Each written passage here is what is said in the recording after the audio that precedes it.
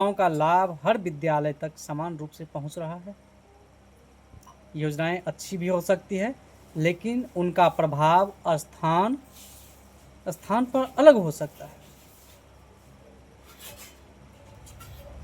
क्या अंग्रेजी माध्यम का आगे भी जानते हैं। क्या सरकारी योजनाओं का लाभ हर विद्यालय तक समान रूप से पहुंच रहा है।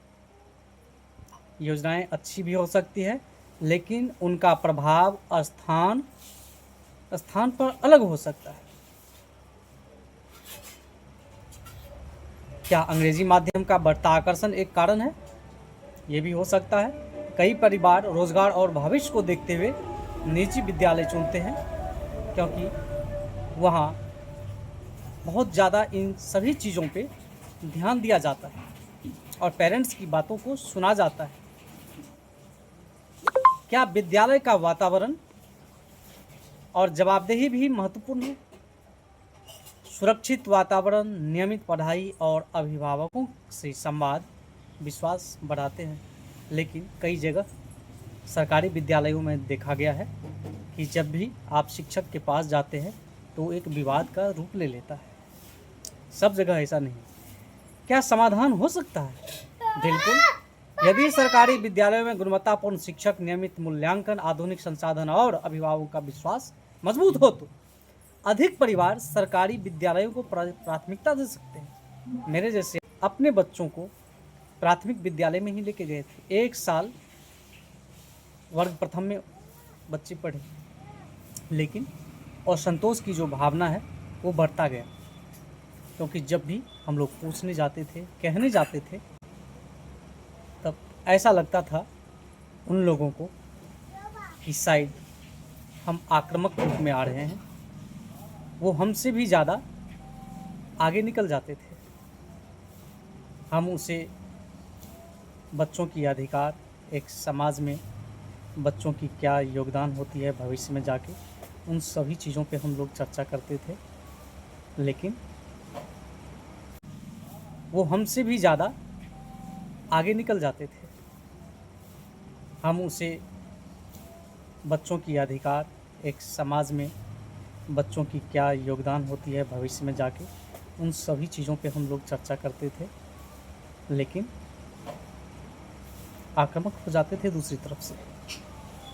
तो इन सभी जो मुद्दों को मैंने अभी आपको दिखाया है, ये सारे मुद्दे पे हम चर्चा करके देख चुके हैं, इसलिए आज ये प्रश्न आप सबके सामने भी है।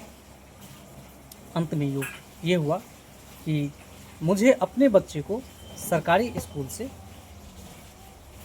हटाना पड़ गया, क्योंकि अनुशासन की कमी थी, शिक्षा का अभाव था, संसाधन की कमी थी, शिक्षक की कमी थी, विषय वस्तु का अध्ययन अध्यापन सुचारू ढंग से नहीं चलाया जा रहा था। हमने देखा कि समय बीतते जा रहा है और अंत में मुझे एक कड़ा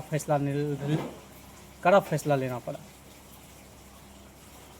तो आप लोगों के सामने भी ये प्रश्न है। आप लोग को अगर मेरा ये चर्चा अच्छा लगे तो लाइक, कमेंट एंड शेयर ज़रूर कीजिएगा कि अधिक से अधिक लोगों तक पहुँचे, क्योंकि सरकार के द्वारा हर संभव अधिक से अधिक संसाधनों का उपयोग करने हेतु विद्यालयों को राशि भी प्रदान की जाती है।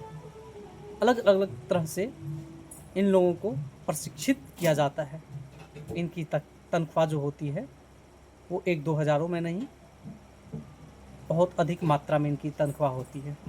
मात्रा का मतलब वजन नहीं, मात्रा का मेरा मतलब ये है कि प्राइवेट विद्यालय के शिक्षकों का जहाँ 5 से 10 हज़ार रुपये का तनख्वाह होता है, और वो उस लेवल से भी अधिक डिसिप्लिन मेंटेन करते हुए बच्चों के साथ बहुत ही व्यवहारिक तरह से व्यवहार करते हैं, अध्ययन अध्यापन का काम करते हैं और अभिभावकों के साथ हर संभव अधिक से अधिक संवाद स्थापित करते हैं।